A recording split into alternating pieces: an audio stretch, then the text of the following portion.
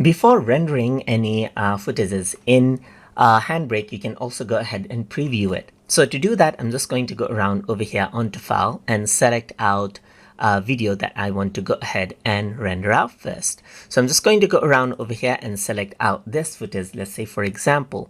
So as I were to actually go ahead and do that, let's say for example, if I were to go around onto filter right here, you can see that there's different sort of filter. I can go ahead and grayscale it. Let's say for example, you do see the preview right here for that particular video. But if you want to view the video preview itself, then you can actually go around onto preview, and then it opens up the preview window right here.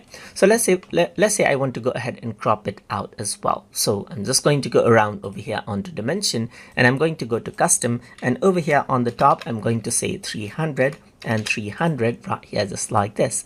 And now you can see that the video gets cropped out. So if I were to go ahead and preview, this is what you have right here. You can also go ahead and select timing for the preview as well, just like this. And it prefers system's default video player.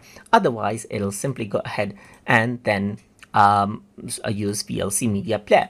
So you can see that I can go ahead and crop this out as well to 50 pixels on the left right here, just like this as well, and then work around with it how you want as well. So now if I were to go ahead and utilize the live preview, then it'll go ahead and first process out the video right here, just like this.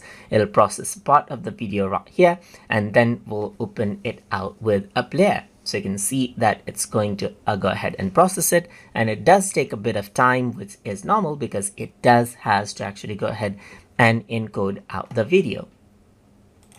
And then you can see the preview right here, just like this, as you can see right here, which is a 5-second preview, as you can see. So if you like it, then you can go ahead and then encode it out as you want. And that is how you can go ahead and preview video before encoding inside of Handbrake. So I hope you guys learned something as always. And as always, please like, comment, share, and subscribe